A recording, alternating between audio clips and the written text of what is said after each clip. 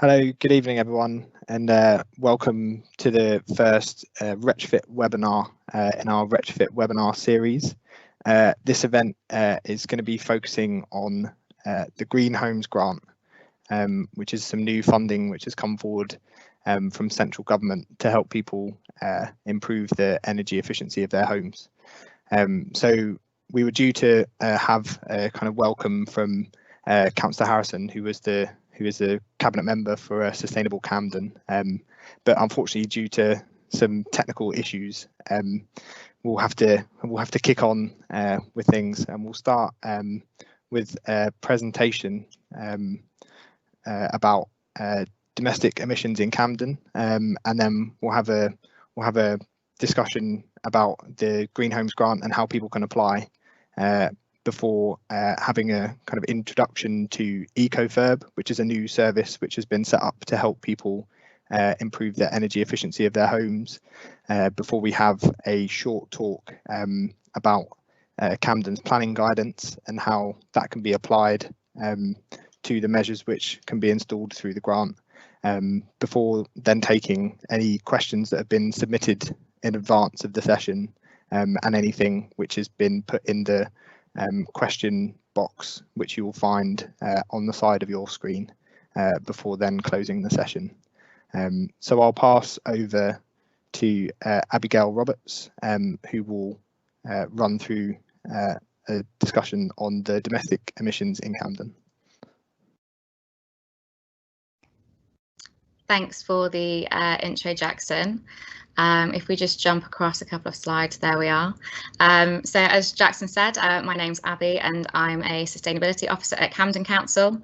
And the next couple of slides really are just going to put into context why it is that we're talking about the emissions that come from our homes. So in the UK, housing is the third largest source of emissions, behind transport and energy. And kind of because 3/4 of our UK homes were built before 1985, which was really before standards for insulation and energy performance were introduced, you can see that we've got sort of quite a large issue on our hands and sort of a largely inefficient housing stock. So in Camden alone, you can see that domestic properties are the second highest contributor of carbon emissions in the borough, and you can just see this from the little pie chart on the slide here. So homes account for just over 1/4 of greenhouse gas emissions, which really means that there needs to be a renewed focus on how we can make our homes more energy efficient, and kind of really bring down this statistic. And it's also why we're hearing much more of a buzz around the word retrofit, which Jackson is going to kind of explain in a little bit more detail shortly in the next couple of slides. So approximately 100,000 homes we have in Camden, and flats account for 75% of the dwellings, and kind of when taking this into consideration, with a high proportion of Victoria homes that we have in Camden that are falling into conservation areas, this can really quite complicate carrying out home improvement works. And we're joined by our colleague Nora, who works in the planning team, and she's going to kind of delve into the planning side of things a little bit later on in the session. In Camden, we do have a target of being a zero carbon borough by 2030, and the emissions that are associated with heating and hot water in our homes that use a gas boiler could account for sort of around 85% of household emissions. So it's really important that we're looking at this now and how we can change that and what we can do to make a difference. So if you want to jump along to the next slide, Jackson. So kind of how do we tackle those domestic emissions? So we launched our Climate Action Plan earlier this summer, and that was following the Citizens' Assembly, which took place in July of 2019. And from that, residents came up with four kind of 17 recommendations that fall under 4 key areas where carbon emissions can be tackled. And sort of for reasons outlined in the previous slide, buildings really is one of the really important aspects. And we have a whole host of actions dedicated to tackling carbon emissions from both domestic and non-domestic buildings in the borough. And I've included just a snapshot here on the presentation slide that kind of you won't be able to read it. So I definitely kind of advocate that you kind of get to grips with our climate action plan, but just to kind of give you a flavour that there really are, lots of different actions that we're looking at to really tackle emissions from our buildings. And with that, we've committed to making Camden buildings energy efficient, comfortable and fit for purpose for a zero carbon future. So there's 2 ways in which we can reduce household emissions. The first of these is making a change to our lifestyle and behaviours in the home, which are kind of your low-hanging fruits, which may look at kind of, reducing how often you have the heating on and kind of putting in small measures such as light-saving energy bulbs. And then you've also got kind of this kind of energy efficient improvements and retrofit, which we're looking more into today. So these are kind of the more intensive kind of things that you can employ in the home, but we'll get onto that a little bit later on. So it's kind of safe to say that the two do go hand in hand, but arguably the most effective way to reduce CO2 emissions is to switch from heat and hot water systems that use fossil fuels, such as a gas boiler in the home, to a low carbon alternative such as and heat pumps, and that can take the form of either a ground heat pump or an air source heat pump. So yeah, not only do the alternatives bring around these kind of carbon benefits and reducing emissions, but they can also improve energy efficiency in the home, help to reduce bills, and also just improve overall comfort. If we go to the next slide, Jackson. So a little bit about the Retrofit Webinar Series. So this is our first retrofit session. So again, a huge thank you to all of you that have joined us. As I mentioned, yeah, there's a whole host of actions that sit within the plan, looking at how we can improve emissions kind of in buildings. And one of the key actions from that was to deliver a retrofit summit for residents, businesses, community groups. And that was due to take place sort of around this time, but obviously we've had to be a little bit more inventive, which is how we've kind of come up with this webinar series. And essentially the webinar series is all about engaging those groups of people, residents, businesses and so on how we can make our homes warmer, cheaper to heat and also more energy efficient. So it goes without saying, the council really is leading by example and, has made many efforts to reduce carbon emissions across our own estates, and since 2009 this has been reduced by 39%, but we're not alone in this, and we really do need everyone to do their bit, and we're hoping that by covering various different themes in each webinar we can inspire residents and also signpost residents to the resources and tools available that can help tackle carbon emissions that come from our homes. So we will be sharing more information about our webinar series on the council website, and that'll be kind of in the coming weeks. So if we jump to the next slide again, Jackson. So just to bring it back to kind of this evening's discussions and turn our attention to kind of energy efficiency, I just wanted to reference MEES, which is short for Minimum Energy Efficiency Standard. And these are a set of regulations that set a minimum efficiency level for domestic rented properties. And these regulations apply to all domestic private rented properties, and they're that are let on specific types of tenancy agreement, and that also legally require an EPC rating. So there's since been a change in the regulations, and this was sort of a change that took place in April of this year. And this was that landlords can no longer let properties that are covered by MEES if they have an EPC rating that falls below E, unless that is, of course, that there is a valid exemption that is in place. So essentially, a property with an EPC of F or G must be improved to at least an EPC of E. Otherwise, it can't be let out. And if it happens to be that a property is of that EPC rating, but it isn't being let, then that's okay. It's only when you have tenants in the property that you must have either achieved an EPC rating of E or applied for an exemption.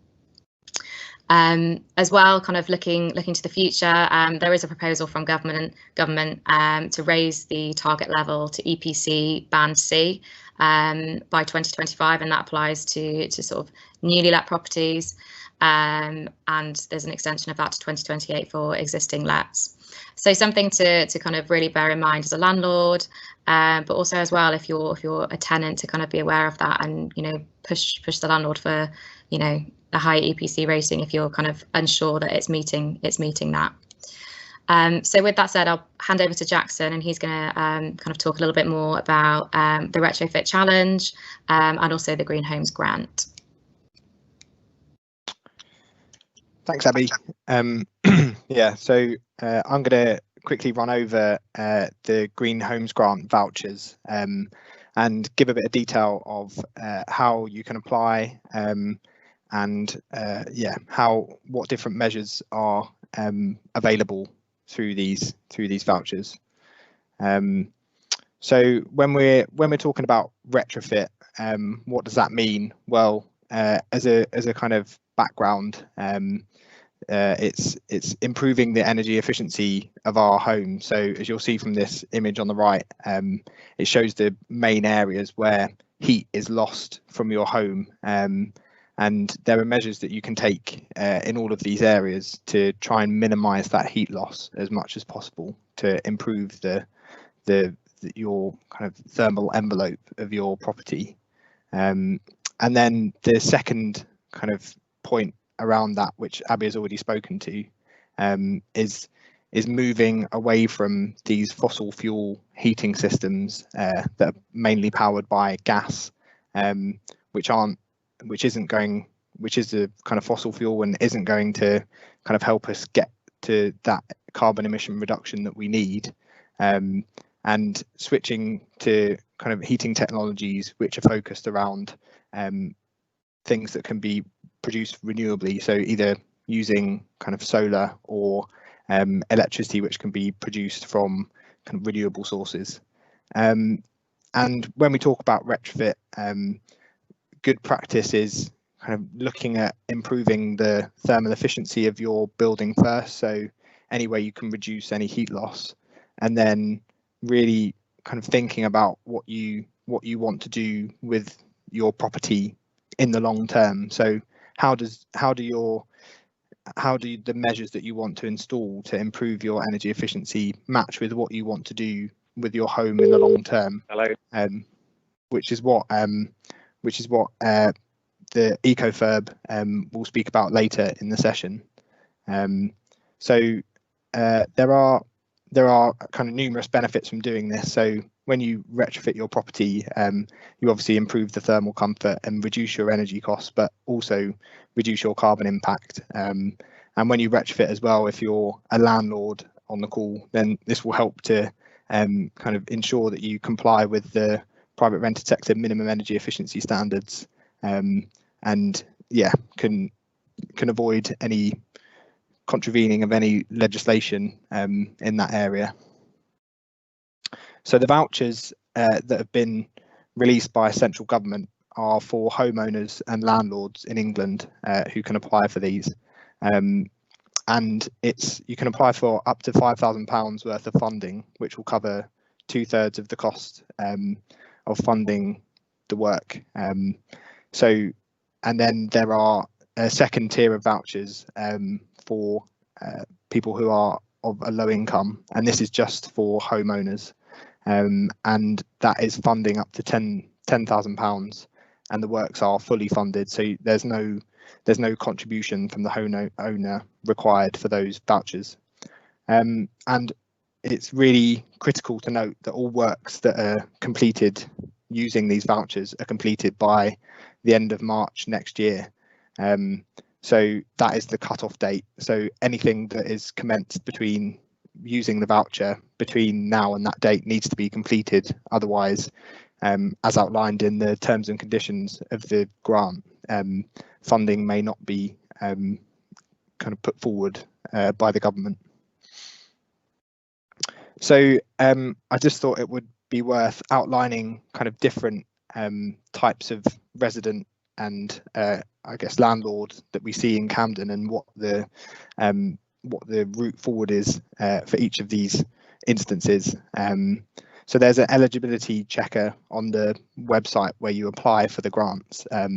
So that's the kind of principal place to check. But as an overview, if you're a homeowner, then you're likely to be eligible. There are instances where if you're, for example, in a new build, you won't be able to apply for the vouchers. But if you have the freehold of the property, you are likely going to be eligible for the funding. If you're a non-council leaseholder, then it will be whoever is responsible for the building fabric will be outlined specifically in your lease terms. So that's where to check. If you're a council leaseholder, then there's guidance on the website, and there'll be specific terms within the property lease about what you're permitted to do within the realms of that lease. Often, if it's a flat as part of a estate, then we look at the whole estate as one when considering structural and fabric improvements. So it's unlikely that any measures will be able to be installed individually in flats within estates. But if you live in a terraced property and have access to kind of outdoor space, then there may be more options available to you. If you're a private or social renter, unfortunately, you won't be eligible, but your landlord may be.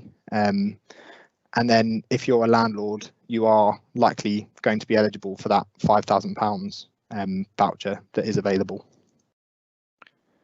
So the measures that can be installed, so there's two tiers to the measures. The first is the primary tier, which there must be at least one of these measures included as part of your application. And these include insulation, which can either be kind of on a solid wall or in your wall cavity or under the floor in the loft, which I'll kind of come to in a bit more detail in a second. And then the second of these primary measures is the low carbon heat. So this is either installing a heat pump or solar thermal. And one of these measures will need to be included as part of your application.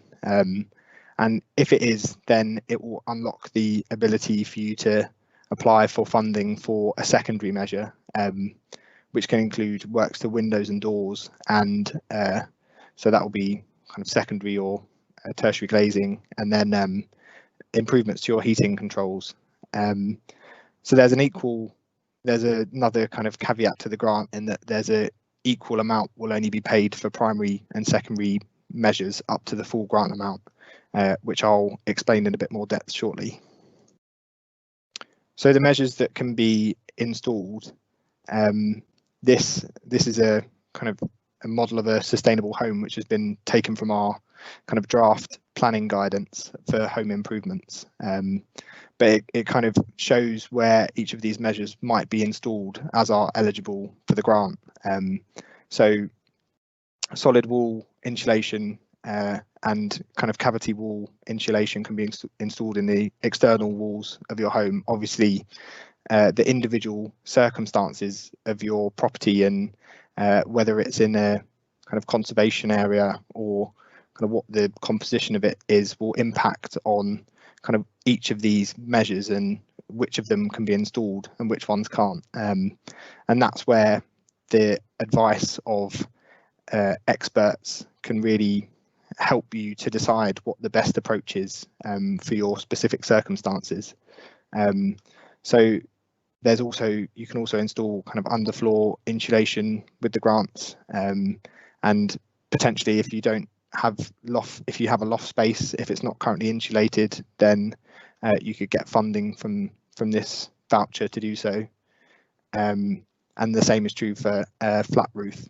And then an air source heat pump, if you have access to any outside space, it could be a proposed technology you could use to replace your existing boiler if you have one. And then solar thermal is another measure as well, which enhances solar power to heat hot water. So there are lots of different measures that are available.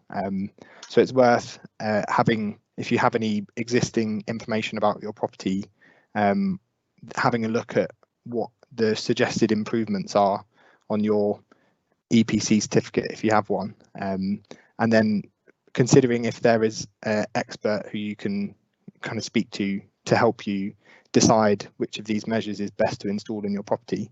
The presentation coming up shortly will kind of speak to that a bit more.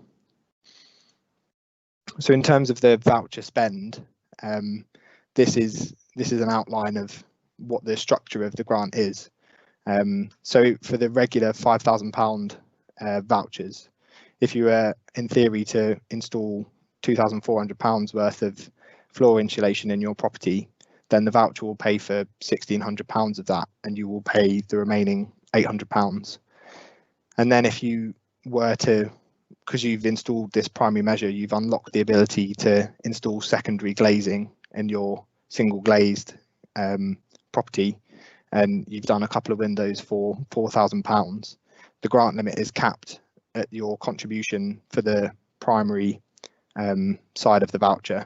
So it wouldn't cover 2/3 in that instance, only up to the amount which it covered for the primary side. And then for the low income voucher, it's 100% of the cost covered for the primary measure, but again, the cost for the secondary contribution is capped at the same as what is paid for the primary measures which are installed. So applying for the vouchers, the Simple Energy Advice website is the place to apply, and there's an eligibility checker as part of that process, so you can see if you are eligible to access the vouchers. Then the next step is to really think about what you want to do with your property and consider it as instead of kind of trying to think of the best way to access the funding, really think about what your plans are for that property and if you have any future renovation plans and how that may fit in with the installation of your measures. Then the next step is to get some quotations for the work, ideally getting 3 quotations and checking the quality of the installers.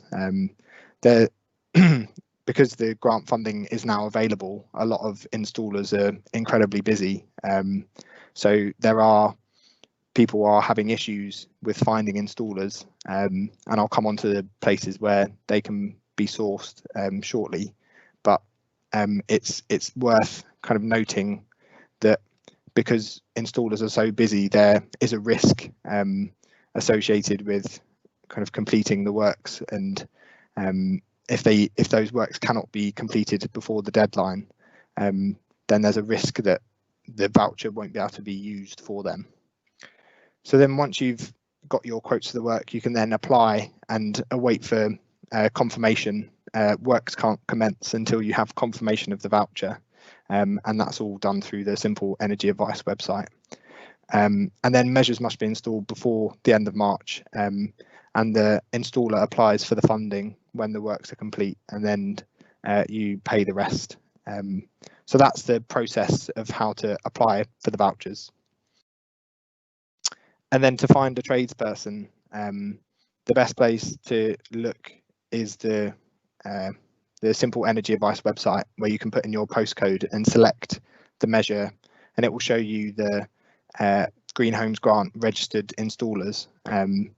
So this is the best place to start off, and to make sure that you have a kind of trusted installer and someone who is registered for the scheme. There are a lot of organisations who have started up opportunistically as this funding has been released, who aren't kind of reputable tradespeople. So these 2 platforms, the the Simple Energy Advice and Trustmark website, because all contractors who deliver works through the scheme have to be Trustmark certified.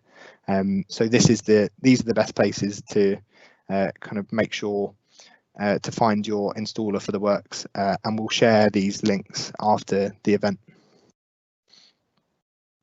So some kind of final key facts and information from me. It's really key to kind of check the terms and conditions before applying for the funding, and acknowledge the risk that if the works aren't completed, then central government have that ability to withdraw the voucher at any time. And just to be cautious, I suppose, that contractors and tradespeople are inundated with queries and opportunities at the moment.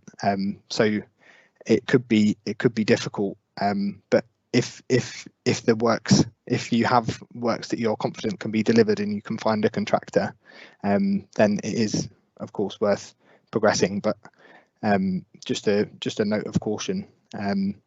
And then there's more information on the Camden website about each of the measures that we outlined earlier in the presentation, and there are some really useful resources and fact sheets about each of the measures and how they can be installed and what the process is on the Centre for Sustainable Energy website. So that's a good resource to use. And then in terms of the support that Camden can offer, if you're a landlord, there are grants available to improve the energy efficiency of homes based on, it's a tiered grant based on the amount of bedrooms you have in your property. So that is a good place to start. And then there are also grants from the Camden Climate Fund for solar thermal panels, which is £1,500 up to 50% of the cost of the installation. So it's possible that funding could also be paired with the Green Homes Grant funding, but it's the applicant's responsibility to determine whether that is the case or not. And if you have any kind of further queries about home energy or retrofitting, then you can call our free Green Camden helpline on the number at the bottom of the slide. And again, we'll share that number after the presentation. So at this point, we were due to have a presentation from ACTA from Inhabit, talking about the different measures which can be installed and showing some examples of where these can be installed. But unfortunately, she has not been able to join us. So I think the key point that she was going to kind of get across in her presentation is that it's easier to do kind of considerable measures on your property when you're renovating anyway. And if you're going to install something like internal wall insulation, it is quite disruptive work and will require a lot to kind of make good afterwards. So it's kind of rallying home this point to try and think about the property as a whole when you're looking to retrofit and where possible considering the whole house. So there were some examples of projects that she was going to run through, but I'll quickly skip through here and show that there are some kind of quick wins that you can get for your property. So if you do have an EPC certificate, then you can have a look at that, and as part of that certificate there are suggested measures which you could install to improve the energy efficiency of your property. The data on these isn't always particularly accurate, but it's sometimes a good place to start. And if you really want to find out how your home is performing and what the best measures are, you can arrange for a retrofit plan or a whole house plan to be undertaken, which will assess your building fabric and recommend what the most effective measures will be that can be installed on your home, rather than the ones that kind of match up best to funding. And it will really allow you to kind of think about what works best in your property and plan for the future. And then there were some kind of basics that the actor highlighted that were the best places to start. Looking at your loft insulation, you know, any draft proofing that can be completed, you know, is all your lighting LED light bulbs, makes a considerable difference to your electricity usage.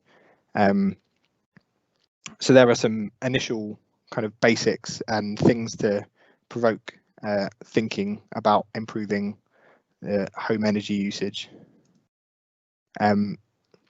So yeah, just to rally home on the point that it's really a good idea to kind of get a plan for your retrofit and get a professional to come in and tell you what the best thing is to do, so you can kind of prioritize and sequence your works appropriately, and identify if there's any risks, and make sure that any advice that you get is specific to your property.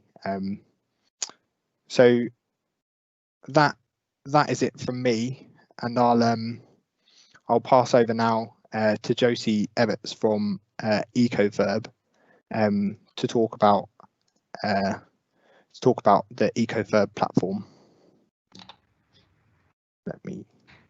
Hi, hello. Can you hear me okay? Yeah. Fantastic, thank you. So I first of all want to say thank you to Camden for inviting me and my colleague Chris, who's here also along today, to tell you a little bit about Ecofurb and how we work. I'm guessing that with the setup, Chris isn't able to interject, is he, if he wants to? So no, don't worry, no worries. He can unmute if he can unmute if he wants to kind of come in at any point. Okay. Just testing, can I do that? Yes. Yeah. There we go. Wonderful. Okay, so I will tell you a little bit about how Ecofurb works, and I know that you're here to hear about the Green Homes Grant. So throughout and at the end, I'll tell you a little bit about how we may be able to help, and also how we aren't able to help when you're trying to look to use the grant that's available at the moment. So first of all, a little bit of background. Why did we set up Ecofurb? If we go to the next slide. Parity Projects is an organisation that's been around for 15 years. One of the things that we do or have done was to offer homeowners advice about when they want to do a retrofit, which measures to consider and how to do that. So if you look on, this is a very typical project. So JP and Gabby in a terraced house in Battersea, wanting to do actually very extensive retrofit, this one, and the clients that we work with on the Ecofurb as well tend to be larger projects like this, not always as big as this one. If you look on the next slide, you can see that when we were able to offer this service, which was basically to give advice but not to help with the next stage of finding quotations and being there to offer advice throughout the project, people like JP and Gabby, they weren't the only ones that had this experience. They were very, very pleased with the results of the retrofit. So, you know, we still pinch ourselves, they said, you know, about the sort of warmth and comfort benefits that they get from their home. But obviously not everybody, but some people were having problems choosing the right people and working with people who perhaps weren't sort of fully knowledgeable about the interaction between different measures that they might be installing at once, for example. So if you look on the next slide, what we decided to do, and if you could just click one further, actually, I didn't realise that was a pop-up thing.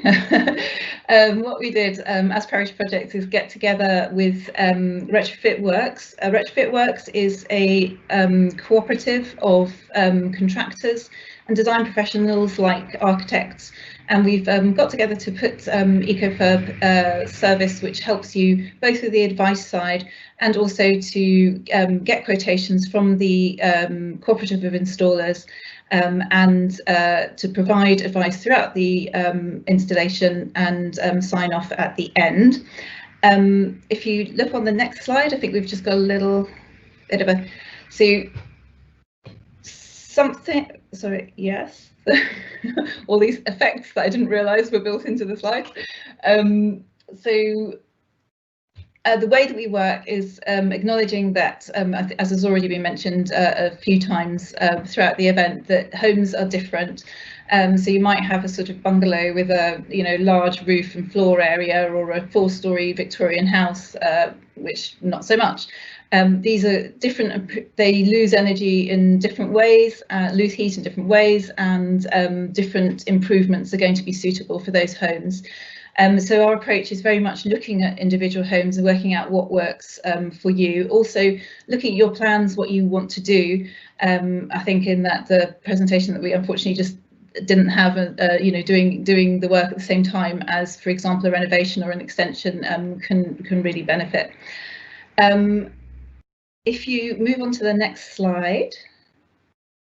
Well, I should mention, actually, I was going to say that that we very much are able to work with people who are, for example, in period properties, in conservation areas, want to keep period features, etc., because of the approach that we take of looking at each home as an individual.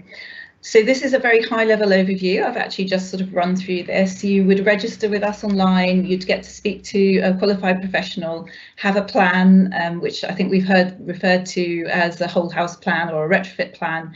And in our case, we call it an Ecofurb plan, but basically something that helps you decide what actually works for your home. You can go on to have quotation. You could treat that as a standalone service with us and use your own contractors, or you could ask us to help you find the quotes and do the sign off of the work at the end.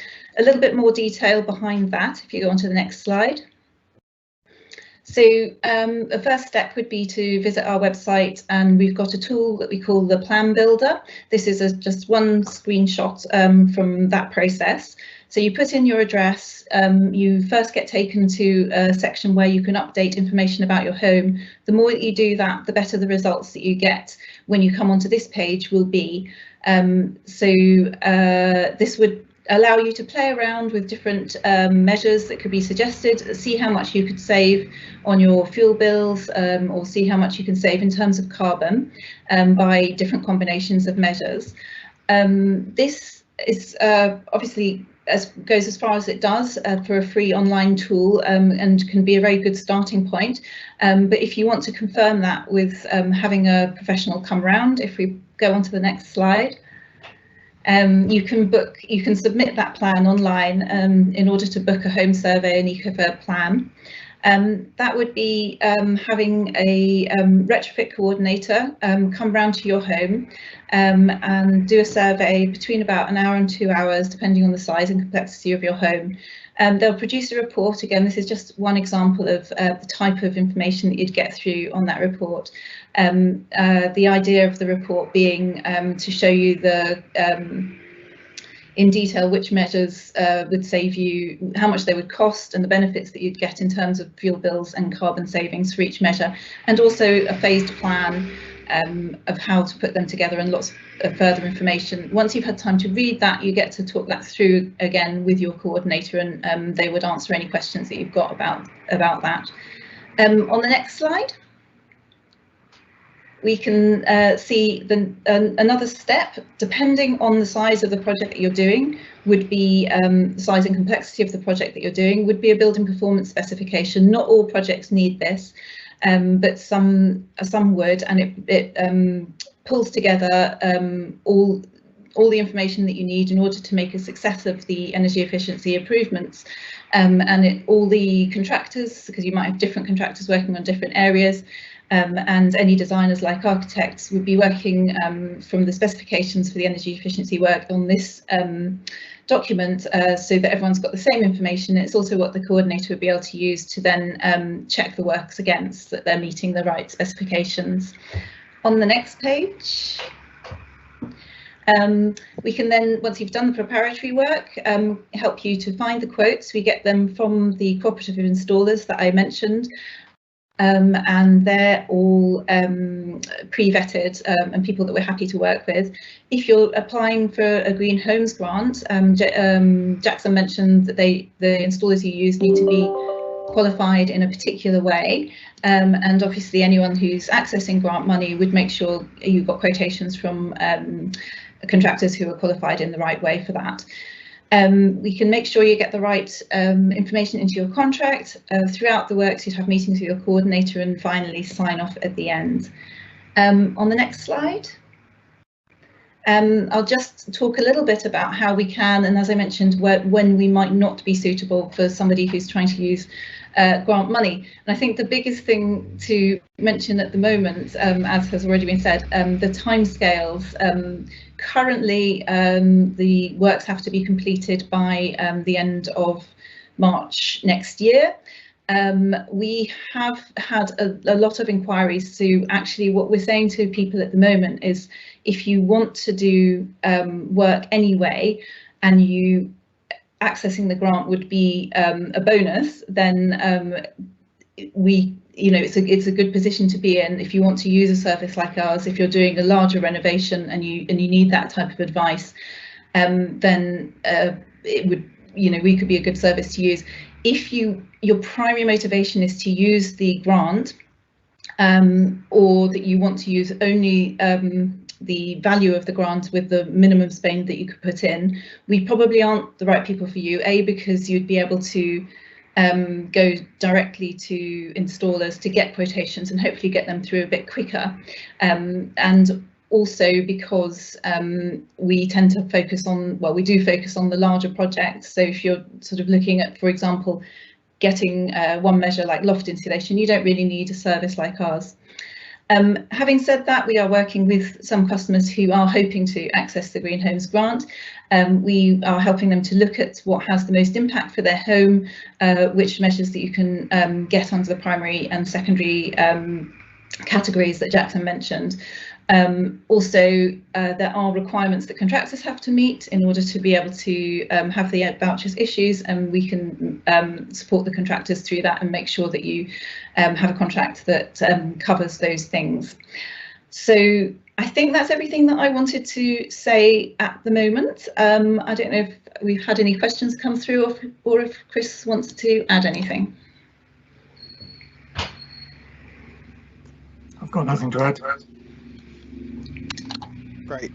Thank you very much, Josie. Pleasure. We'll now move on to the next section, talking about Camden's planning guidance. So Nora, are you okay to show? There we are. Hello. Yes. Can you hear me? Okay. Can hear you. Yeah. Great.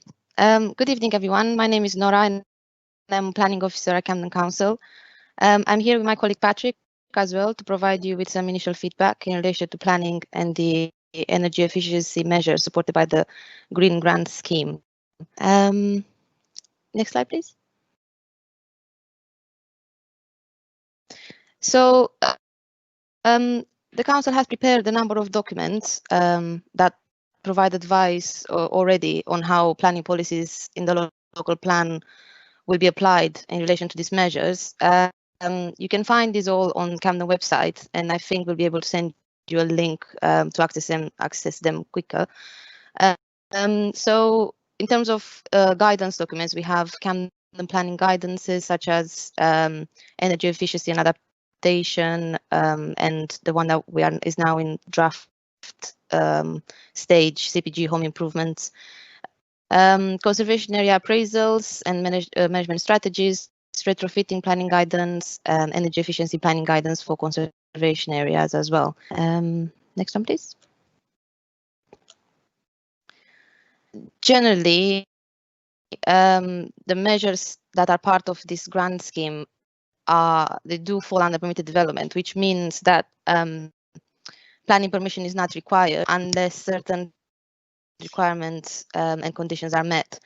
We are working on a fact sheet type of guidance to make available for everyone in relation to the measures that require permission mainly. And we will include in this guidance a brief description of the measure and signposts posting planning designation, such as Article 4 directions, where planning permission will be required, useful tips and considerations, what to do if planning permission is required, and what will be considered in your planning application. These are our initial points that we want to address in this fact sheet guidance. So please let us know if this format would be of help to you, or if you have any other information that you think will be useful, please let us know, and we will include that in the guidance as well. Next slide, please. So in terms of the planning process, generally, so this is a diagram from the draft CPGM improvement as well, and I'm just going to talk a bit about how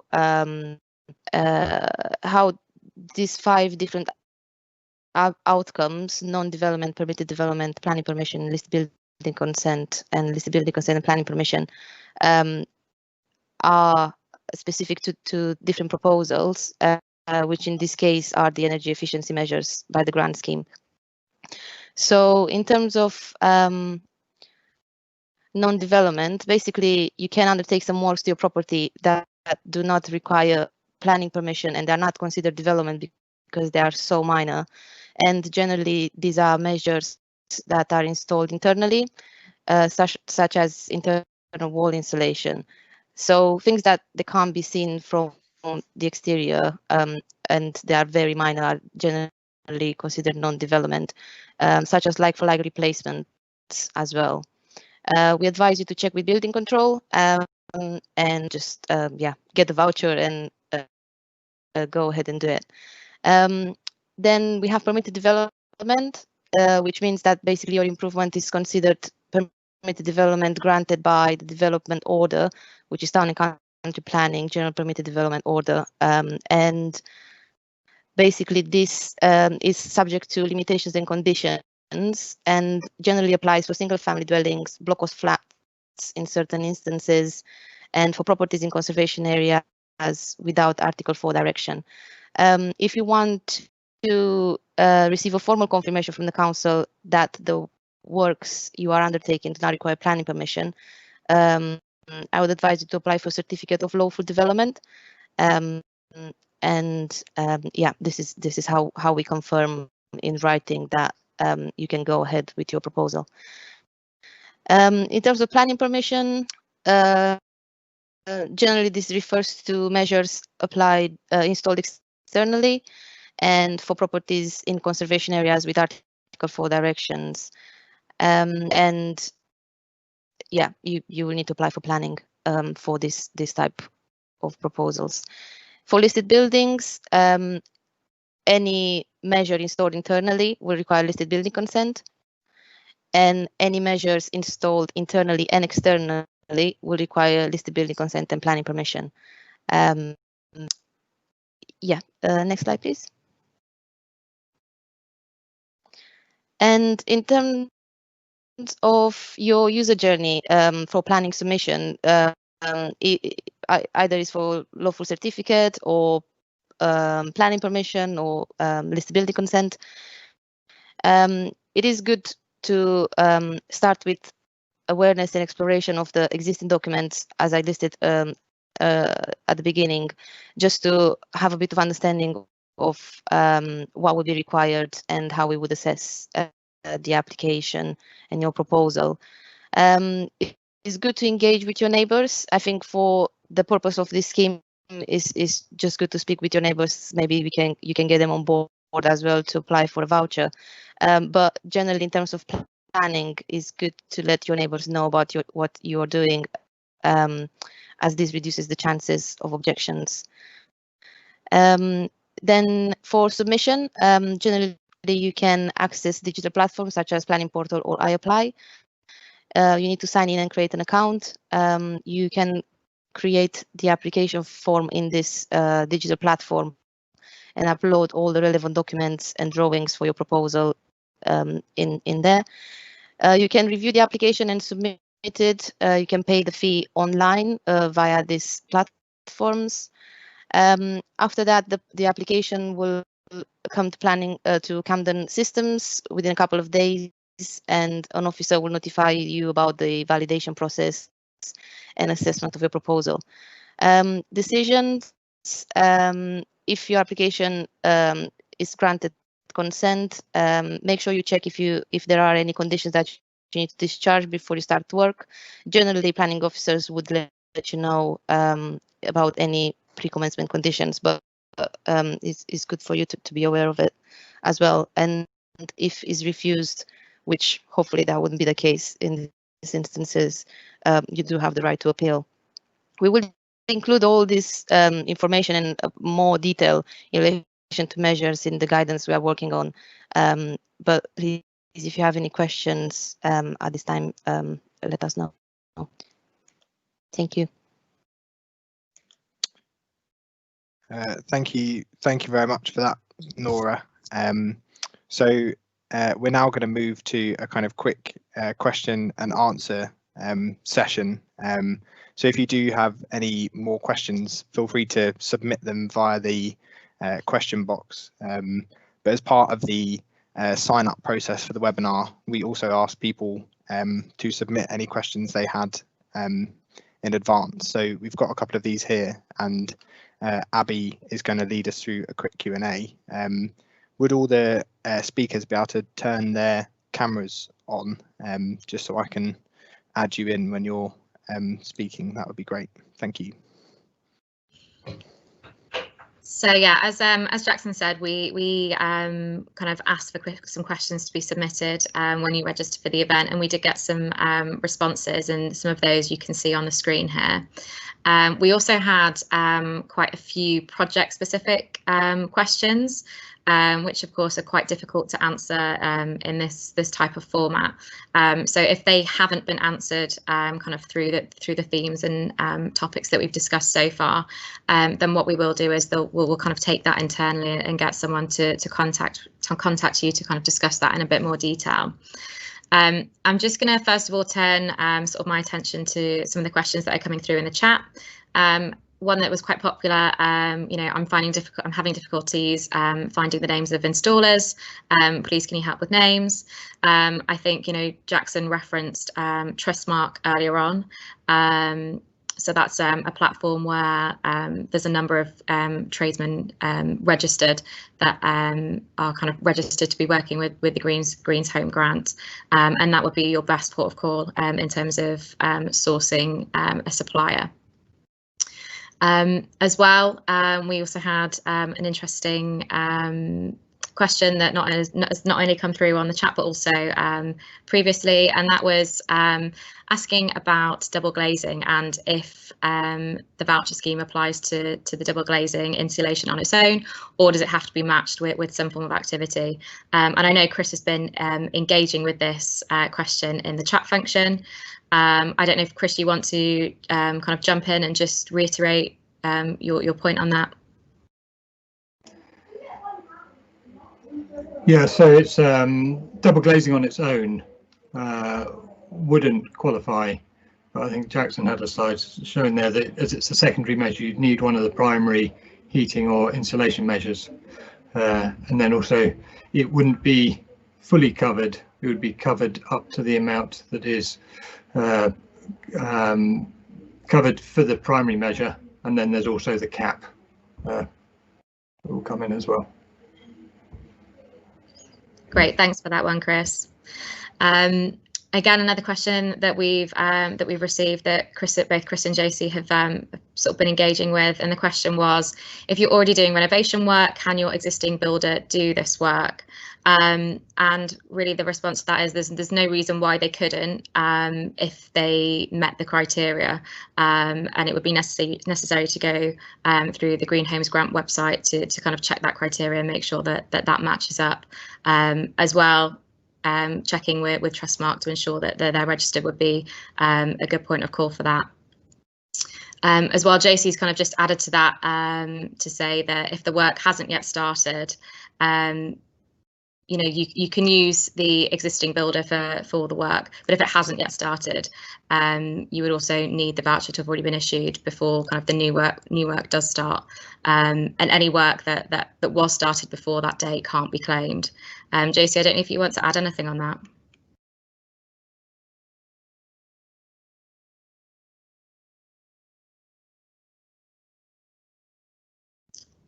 Okay, I wonder if Josie's muted. I think we'll move on to... Sorry, I said no, that covers it. Oh, okay. There we are. A question as well to kind of put to the team. Can I apply only for Can I apply for double glazing for a rented property? Jackson, I know you touched upon this kind of briefly when you ran through kind of the position, whether you were sort of a landlord, you know, kind of renter and so on. So do you want to kind of jump in on that one? Yeah, so yeah, if you're in a rented property, then you won't be able to apply for the grant yourself. But it may be when you rent a property, or if it's been rented recently, as part of that agreement, they may have had to send you the EPC certificate before you signed your tenancy agreement.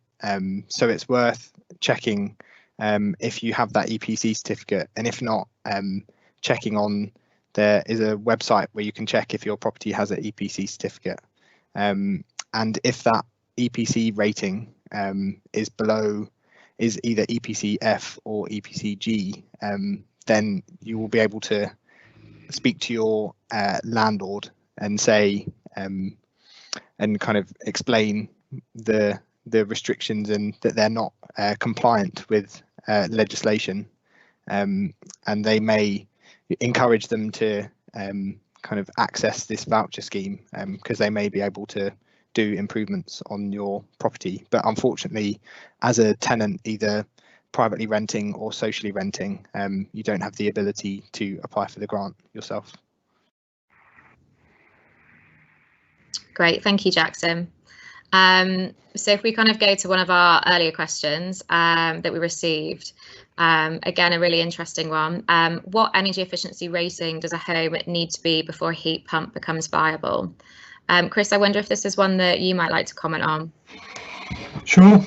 I'll go into a bit of detail, not too far. So a heat pump, for those who don't know, works by uses electricity, but the electricity isn't what goes in to heat your house. It's used to do some work, and that work is concentrating the heat from either the air and putting it into your house, or concentrating it from what's in the ground and into your house. Now, neither of those, often in the middle of winter, seem very warm, but they're a lot warmer than absolute zero at -273. So that the electricity you can put in can concentrate that heat, meaning you can get efficiencies of 100, 200%, up to sort of 400% more for ground source heat pumps.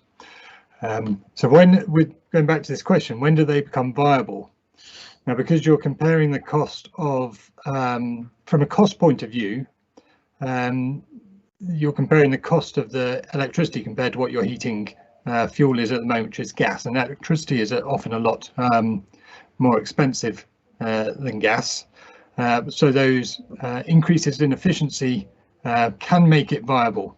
When you're talking about CO2, it's slightly better. You don't need to have the efficiency of the heat pump quite as high to make it a CO2 viable solution. Now, what makes it more viable is, as the question sort of alludes to, the home being more energy efficient. But it doesn't need to be ridiculously high. You can do other things with a reasonably inefficient house. Probably one of the key things, though, is to reduce the drafts, because the main thing that increases the efficiency of a heat pump is trying to have low temperature radiators, because its efficiency is proportional to the difference between either the air outside or the ground outside, whatever your source, and what your radiator is. So you can get around that by having oversized radiators or underfloor heating. And if you do those things, then you can have you don't have to take your house up to quite a high thermal fabric.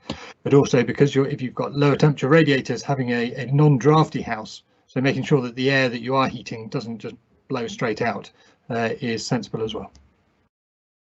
Great, thanks for that explanation, Chris. That was really helpful. We've had another question that's come through on the chat, and this is sort of from the angle of a leaseholder. And the question is, does Camden as a freeholder have an obligation to ensure properties reach minimum insulation standards for leaseholders in the same way that private landlords have to ensure minimum levels for tenants? I think Jackson, do you want to comment on this one? Yeah, I can come on in that one. I don't know the answer, to be honest, but that's something that we can come back on. The private rented sector minimum energy efficiency standard only covers rented properties and doesn't cover any leases.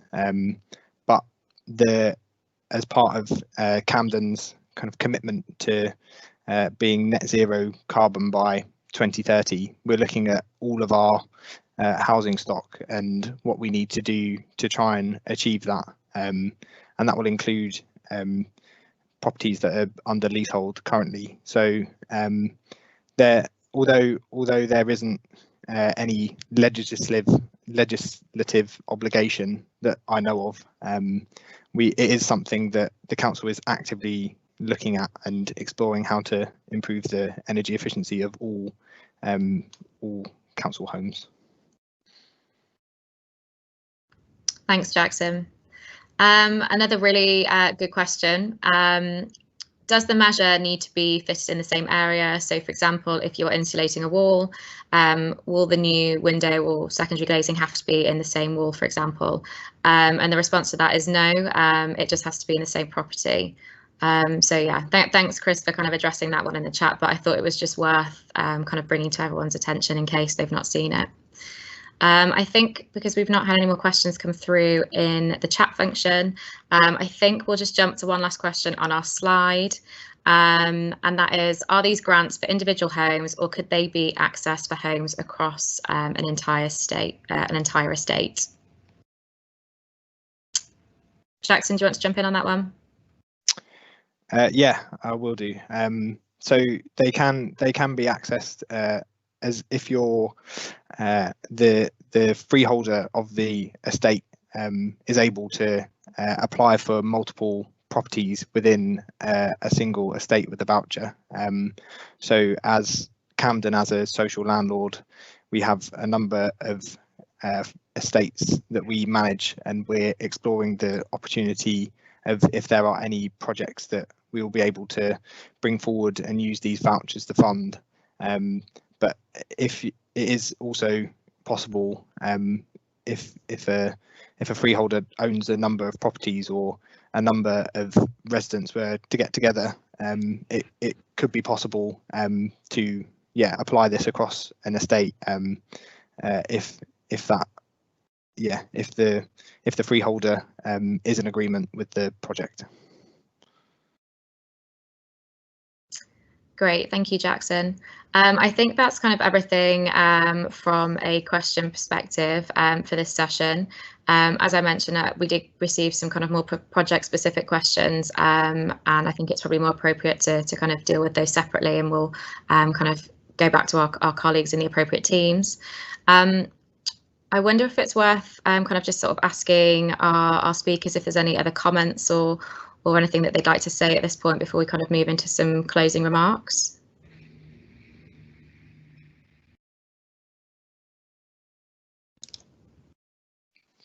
I would like to say in relation to planning one point.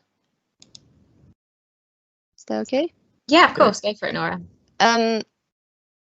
Just that to let everyone know that if they are unsure if a certain measure requires planning permission, we also have planning duty service, so they can give us a call and we can come back to them within 24 hours with more information, and we can also discuss with Jackson and Abby to clarify if they can help in certain situations. So do let us know if you need help in that way.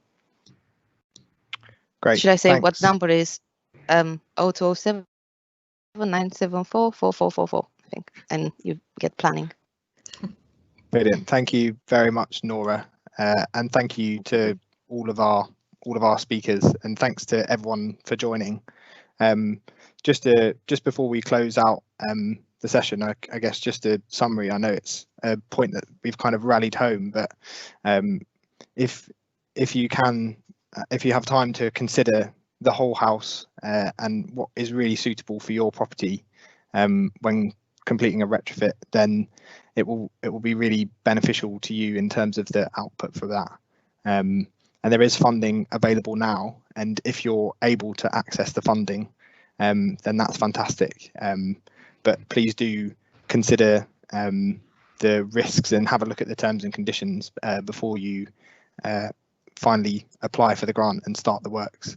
And although this funding is available now, the central government have made commitments to reducing emissions from the housing stock. So it's likely that although this funding is time limited, it is likely that more funding will be available nationally. And Camden have made a commitment to reviewing the funding that we provide for measures on homes, and we've proposed to potentially extend our fund to include for retrofit measures beyond what they currently are.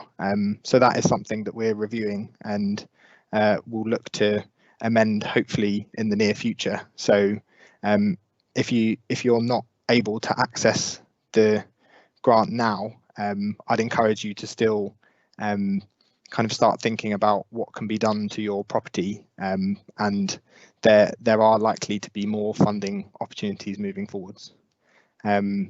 So there are a few links here to some useful resources which we'll send around after the presentation, and you can access this recording from the same link that you did if you want to review any of the information provided, or we'll make it available on the Camden website as well. And finally, before we close the session, just wanted to quickly signpost to some events which are being run in the community by some community groups, Power Up North London, Transition Kentish Town, and Camden Friends of the Earth. So these are home energy, virtual energy cafes, where it'll be a more interactive event where there will be presentations from speakers, but also the opportunity to kind of discuss and ask questions within these sessions. And this will cover things from any tips and tricks to keep warm and save money, and how to reduce your energy bills, but also we'll talk about things such as how to do a retrofit and how to access the grant. So these will be sessions where you can kind of have a bit more of a discussion with other kind of Camden residents and citizens, as well as discussing with representatives from different community groups and also from the council, who will be able to answer any of your questions. So thank you very much everyone for joining, and yeah, we will keep everyone posted about future retrofit events, and yeah, I hope you can join us again. Thank you.